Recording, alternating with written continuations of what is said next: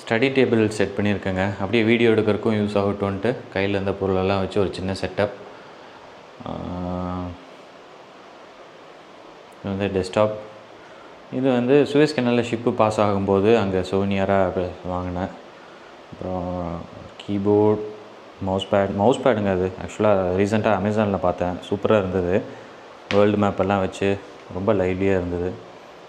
நல்ல மவுஸ் ட்ராக்கிங்கும் வந்து ரொம்ப ஸ்மூத்தாக தான் இருக்குது, நல்லாயிருக்கு. அப்புறம் இது of course யூடியூபோட silver play button.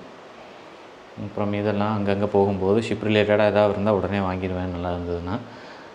பாட்டிலுக்குள்ளே ship. ஆனால் இதுதான் எப்படி இந்த மாதிரிலாம் பண்ணுறாங்கன்னே தெரிய மாட்டேங்குது. பார்க்க செம்ம சூப்பராக இருக்குது, ஆனால் ரொம்ப கஷ்டம். பாட்டிலுக்குள்ளே ஒரு குட்டி ஷிப்பே வச்சுருக்காங்க. இப்போ பேக்ரவுண்டில் இருக்க இந்த இது வந்து அமேசானில் வாங்கினது. அப்புறம் இது வந்து யூடியூப்பில் ஷார்ட்ஸை வந்து கொஞ்சம் பூஸ்ட் பண்ணும்போது நான் அதிகமாக ஷார்ட்ஸ் எல்லாம் போட்டேன். அப்போ வந்து யூடியூப் சார்பாகவே அனுப்பியிருந்தாங்க எனக்கு ஒரு சின்ன எம்ப்ளம், அப்புறம் க்ரியேட்டிங் ஃபார் இந்தியா இதெல்லாம் போட்டு. அப்புறம் ரீசெண்டாக கொஞ்சம் ஹிஸ்ட்ரி ரிலேட்டடான மேரிடைம் ஹிஸ்ட்ரி ரிலேட்டடான புக்ஸ் பார்த்துட்ருக்கேன். கடல்சார் வரலாறு தமிழக மக்களுக்கு கொண்டு வந்து சேர்க்கணுன்னு கூடிய சீக்கிரத்தில் வெளிவரும் வீடியோ அது புக்ஸு. அப்போ அதே சமயம் என்னோடய எக்ஸாம்ஸ்க்கான ப்ரிப்பரேஷனும் போய்கிட்டு இருக்கு. எஸ், அவ்வளோதான்.